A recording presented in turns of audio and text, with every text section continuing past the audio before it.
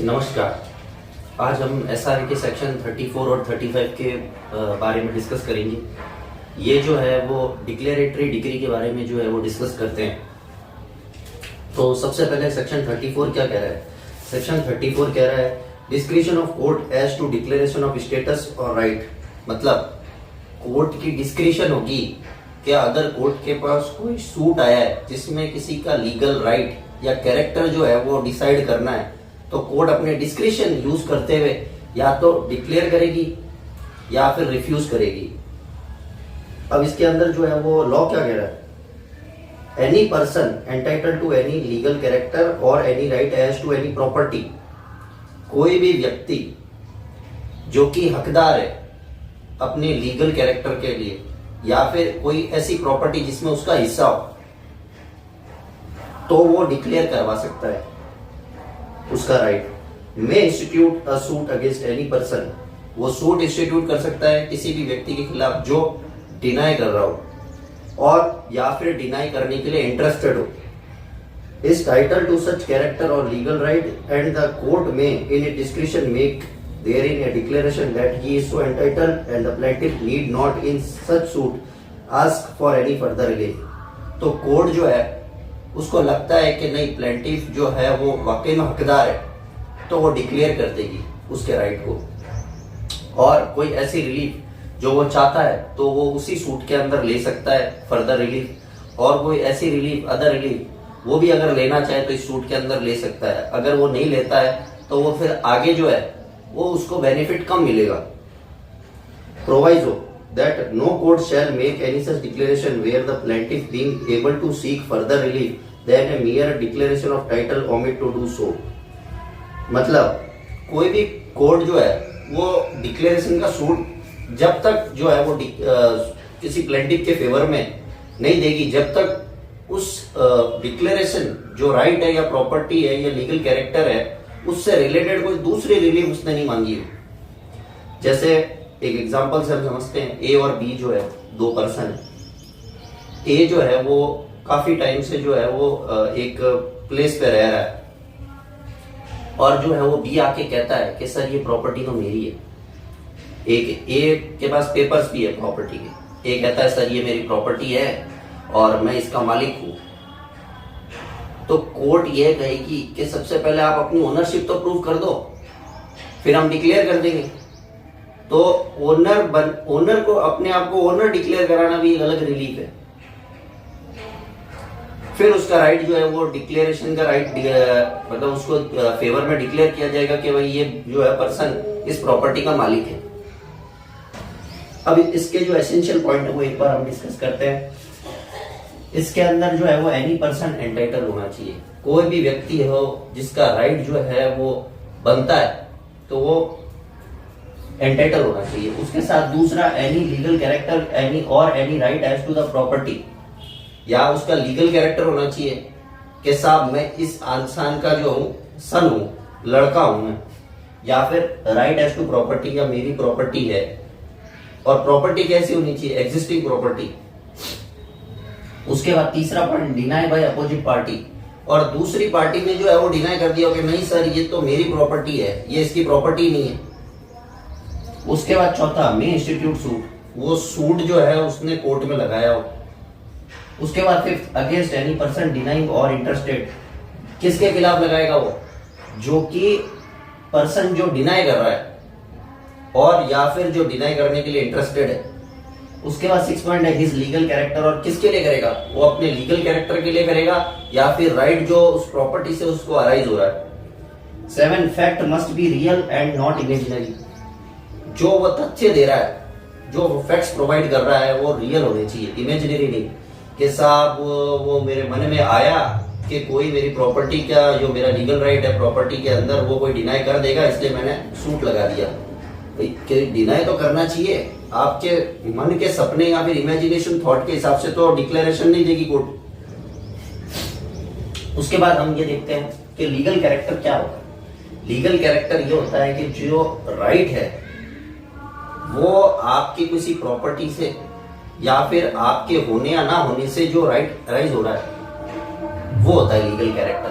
उसके बाद further relief के बारे में क्या होगा? फर्दर रिलीफ जो मैंने अभी डिसाइड किया कि कोई ऐसा राइट जो कि किसी और रिलीफ के साथ कनेक्टेड है तो उसे आप फर्दर रिलीफ के अंदर ऐड करेंगे। अब हम कुछ केसेस के बारे में डिस्कस करते हैं। सबसे पहला केस जो आ रहा है वो Rashmik Kaur Kohli versus CBSE AIR 2007 Delhi 46 page number. Discretionary relief can be declared if person seeks to change name very frequently or want change of name to circumvent rules and bylaws।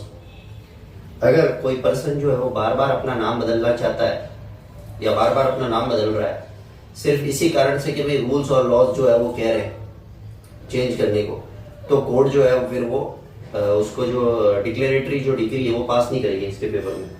दूसरा case है Indian navigation company versus Haryana state industrial development corporation AIR 2006 Punjab and Haryana high court 29। इसमें court ने कहा the use of expression any right as to the any property, ये वाला any right as to the property, इसका मतलब क्या है? कोर्ट ने कहा it is a wider because it shows that it is not necessary for the plaintiff to claim any right in the property. इसका मतलब ये नहीं है कि सिर्फ जो प्लेंटिफ है वो सिर्फ प्रॉपर्टी के रिलेटेड जो है वो राइट क्लेम करेगा, and it would not enough in the right he claim related to the property in question. जरूरी नहीं है कि वो राइट जो क्लेम कर रहा है वो प्रॉपर्टी से रिलेटेड हो, उसी प्रॉपर्टी से। It includes any right relating to any property. इसके अंदर हर प्रकार का राइट इंक्लूड होगा जो कोई ऐसी प्रॉपर्टी जिसके अंदर कंटीजेंट इंटरेस्ट हो। कंटीजेंट इंटरेस्ट क्या होता है? कंटीजेंट इंटरेस्ट या कंटीजेंट राइट जो है वो है आगे हमें मिलने वाला राइट जो मिल सकता है, हमको आशंका है कि हमें मिल सकता है, तो उसके अंदर भी वो राइट अपना डिक्लेयर करवा सकता है।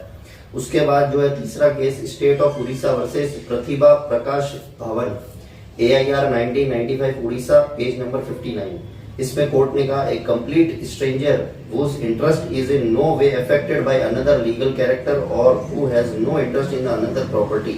मतलब ऐसा कोई स्ट्रेंजर पर्सन, थर्ड पर्सन, कोई जो कि उसका कोई इंटरेस्ट नहीं है कोई प्रॉपर्टी में, कि जिस पर्सन के बीच में जो है वो लीगल कैरेक्टर का डिस्प्यूट आया है उसमें थर्ड पर्सन का कोई इंटरेस्ट नहीं है, तो वो डिक्लेरेशन सूट लाने के लिए एंटाइटल नहीं होगा। उसके बाद जो है वो चौथा केस है American express bank versus Calcutta steel company. इसके अंदर कोर्ट ने कहा द ग्रांट और refusal of the right of declaration and injection under the provision of section 34 is discretionary. अगर किसी को डिक्लेरेशन ग्रांट करना है या इंजेक्शन ग्रांट करना है तो ये कोर्ट की डिस्क्रिशनरी पावर है। The plaintiff can not claim the right as his right. Plaintiff जो है वो ये क्लेम नहीं कर सकता नहीं साहब ये तो मेरा राइट है, आपको करना ही पड़ेगा ग्रांट। ये डिस्क्रिशनरी पावर है कि वो रिफ्यूज भी कर सकती है court. It has no grant according to the sound principle of law and, और कोर्ट जो करेगी अगर ग्रांट तो इंटरेस्ट ऑफ जस्टिस को देख के करेगी। उसके बाद जो है वो और कुछ केसेस है Mahadevi versus Saraswati AIR 1963 Mysore 149। Court ने कहा when another specific remedy is available in the alternate form the declaratory decree not be allowed. मतलब अगर आपके पास कोई और अल्टरनेटिव रेमेडी है तो फिर आप जो है वो डिक्लेरेटरी डिक्री जो है या डिक्लेरेशन के लिए सूट जो है नहीं ला सकते। Court should not exercise the direction discretion given under section 34 of SRA unless the interest of the justice is required. Court तब तक यूज नहीं करेगी डिक्लेरेशन या अपनी डिस्क्रिशनरी पावर डिक्लेरेशन के सूट में जब तक इंटरेस्ट ऑफ जस्टिस जो है वो जरूरी नहीं हो जाता। उसके बाद जो है एक केस है Mohammad Jalil Khan versus GKW limited AIR 1988 Calcutta high court 1257 page. इसमें कोर्ट ने कहा declaration of a late date of birth in legal sense which was said by his mother. इसके अंदर कोर्ट ने कहा कि कोई पर्सन जो है जिसे अपनी डेट ऑफ बर्थ पता नहीं है, उसको अपना मतलब कोई प्रूफ नहीं है, तो वो कोर्ट के पास आ रहा है कि आप मेरी डेट ऑफ बर्थ जो मेरी माँ ने मुझे बताई है तो आप उसे डिक्लेयर कीजिए, तो ये इसके अंदर मेंटेनेबल है। उसके बाद जो है वो केस आ रहा है सत्यनारायण वर्सेस हनुमान प्रसाद 1946 IC 332। इसके अंदर कोर्ट ने कहा कि हर पर्सन को राइट दिया होता है इलेक्शन के अंदर चुनाव लड़ने का, चाहे वो इंडिपेंडेंटली चुनाव लड़े या किसी पार्टी के चिन्ह पर चुनाव लड़े। अगर कोई इस राइट के अंदर बाधा डालता है या डिनाई करता है कि आपके पास राइट नहीं है, तो वो कैंडिडेट जो है वो डिक्लेरेशन का सूट जो है वो सिविल कोर्ट के अंदर ला सकता है और डिक्लेयर करवा सकता है कोर्ट से कि ये राइट जो है मेरा डिक्लेयर किया जाए कि मैं कैंडिडेट के तौर पर चुनाव लड़ सकता हूं। उसके बाद अगला केस है Asansol electric supply limited versus Chunilal Das 75 CWN 704। इसके अंदर कोर्ट ने कहा कंपनी और शेयर होल्डर जो होते हैं ना, दोनों के लीगल राइट होते हैं। अगर कोई पर्सन इन्फ्रिंज करता है राइट कोई कंपनी का या कुछ उसके साथ डिस्प्यूट करता है, तो कंपनी के पास भी अपना स्पेसिफिक जो है वो डिक्लेरेशन का सूट लाने का राइट है और उसके शेयर होल्डर का। अब कंपनी जो है वो चलती किससे? कंपनी तो नेचुरल पर्सन नहीं है, कंपनी चलती है उसके शेयर होल्डर से।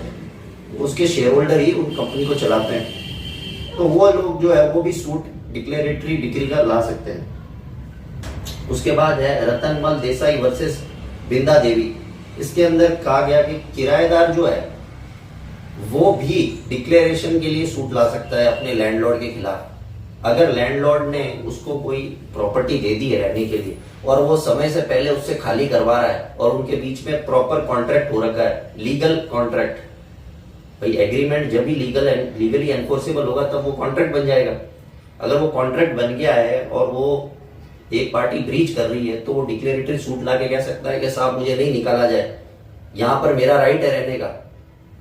अब हम एक एग्जाम्पल डिस्कस करते हैं। एग्जाम्पल ये है कि ए जो है वो एक सन है, उसने बी पर एक सूट फाइल किया। बी जो उसका फादर है कि वो उसका लीगल सन है, उसने सूट फाइल किया, सूट उसके फेवर में ग्रांट हो गया और वो केस जीत गया। फिर क्या होता है, एक सी जो है वो आता है, उसका इलेजिटिमेट चाइल्ड, वो आके बी के खिलाफ सूट फाइल करता है कि साहब मैं भी इसका जो है वो लीगल चाइल्ड हूं, मैं उसका सन हूं। तो ए जो है वो भी सेकंड सूट के अंदर पार्टी बनाया गया। तो ए अब ये नहीं कह सकता कि साहब कोर्ट ने तो मुझे कह दिया कि आप लीगल सन हो, तो अब ये नहीं हो सकता। तो यहाँ लॉ में कहीं नहीं लिखा गया कि एक बार किसी डिक्लेयर कर दिया किसी पर्सन को तो इसका मतलब सन डिक्लेयर कर दिया मतलब ये नहीं है कि उसका कोई और सन नहीं हो सकता, उसके और भी बेटे हो सकते हैं और वो अपना राइट जो है वो क्लेम कर सकते हैं। तो यहाँ पर जो सी है वो इस सूट के अंदर जो है वो डिक्लेरेशन का जो है सूट ला सकता है बी के खिलाफ, बी जो उसका फादर है। Thank you.